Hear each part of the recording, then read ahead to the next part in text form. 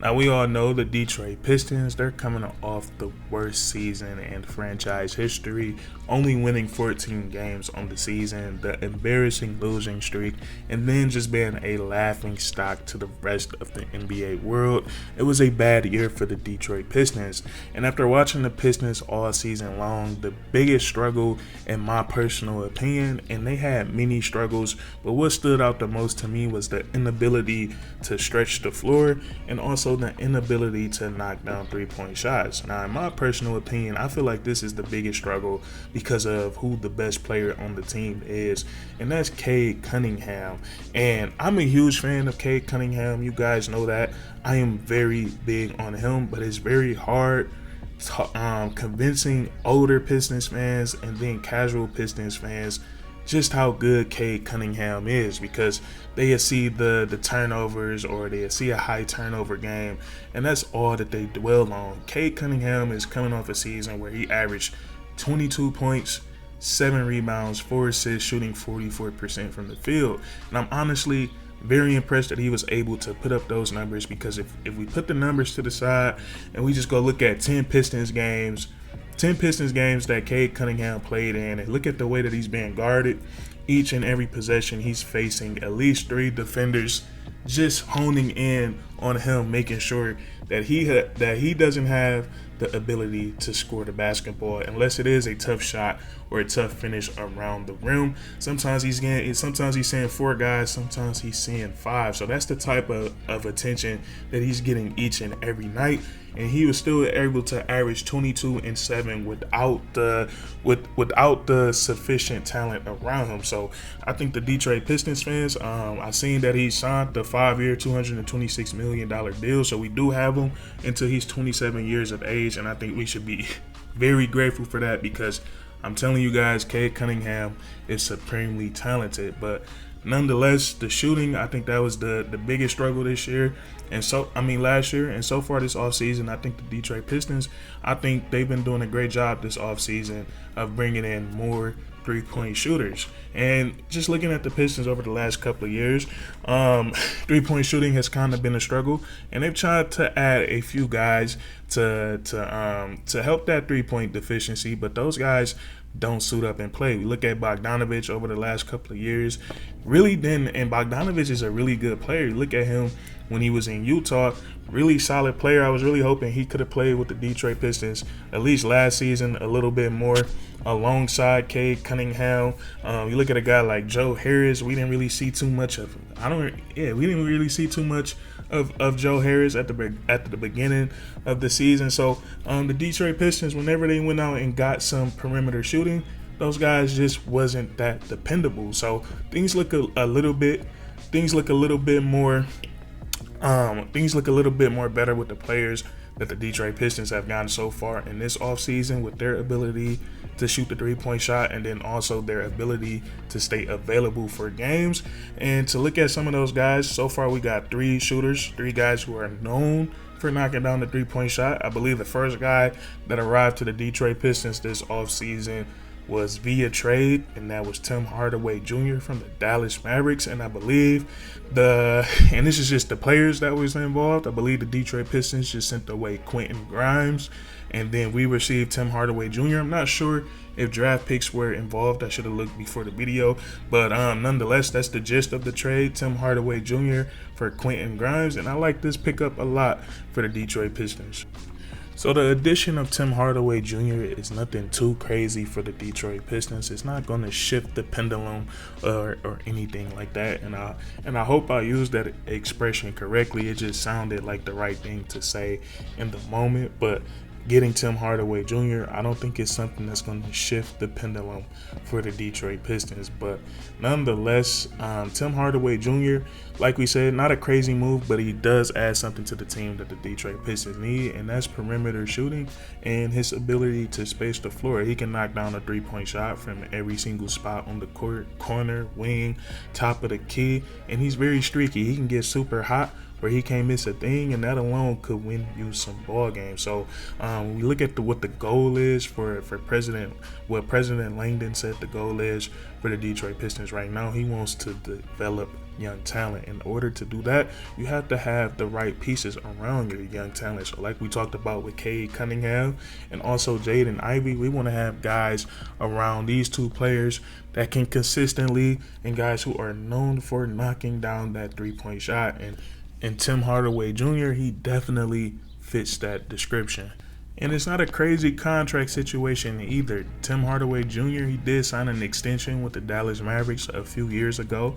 This coming up season, that's the final year of this deal. The Detroit Pistons will be paying him $16 million. Then he will become an unrestricted free agent. So this is not some bad contract that the Detroit Pistons are going to be stuck holding on to for a long time. This could be a one and done deal for the Detroit Pistons. So Tim Hardaway Jr., I like the pickup.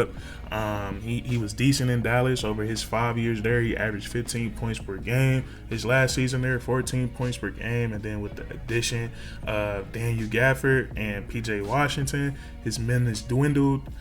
Didn't play in the playoffs. We got to remember he played the same position as Kyrie Irving. And in the playoffs, those guys are playing 38, 40 minutes a night. So it wasn't really too many minutes to go around for him. But nonetheless, I think this is a solid pickup for the Detroit Pistons. Probably the biggest move, the move with the biggest cachet so far this offseason was the signing of former Piston, then turned Clipper, then Philadelphia 76ers, and now back to the Detroit Pistons, Tobias Harris.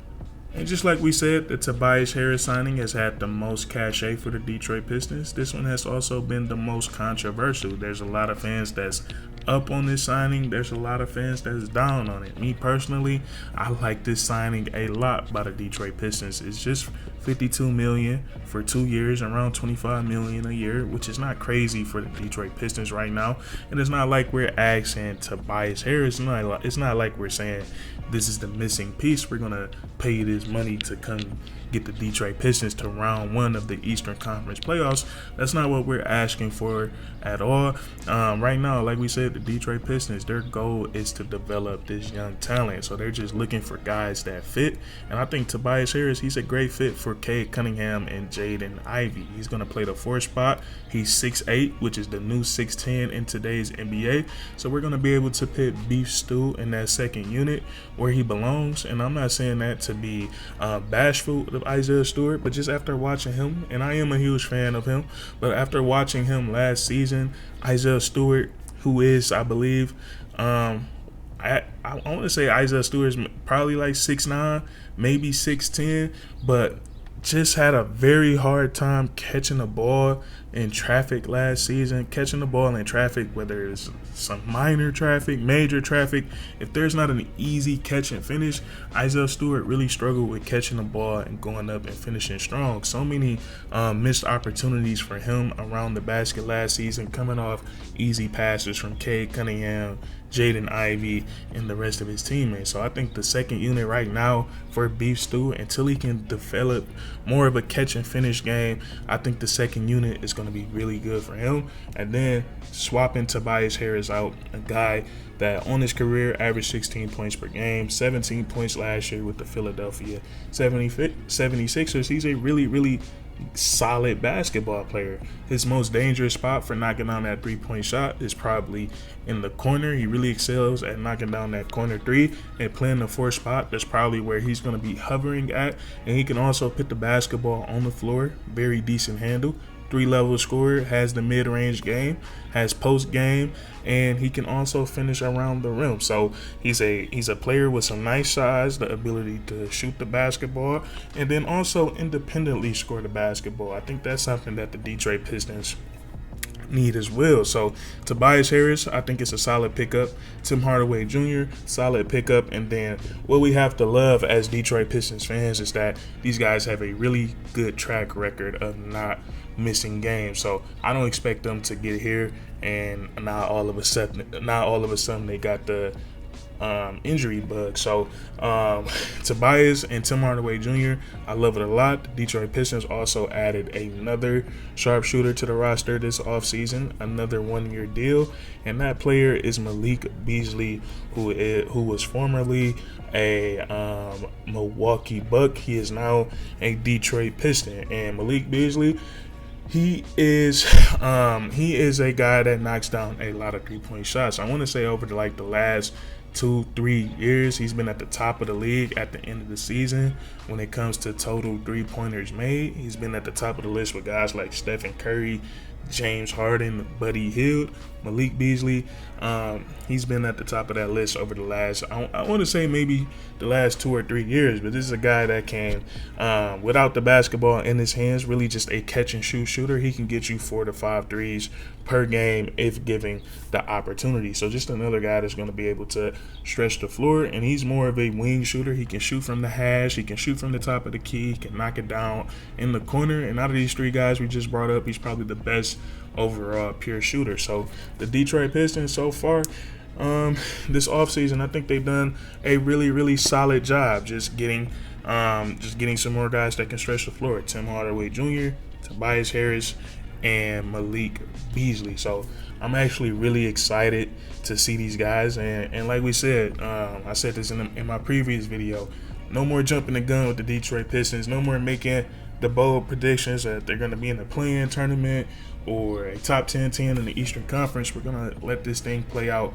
and see how things go. But that's going to be it for today's video. That's what I want to talk about with you guys today. The moves that we made so far this offseason. And let me know what you think down in the comment section about Tobias Harris. That seems like the most controversial thing right now. And then subscribe for more weekly content. We do this all the time, man. And that's curtains.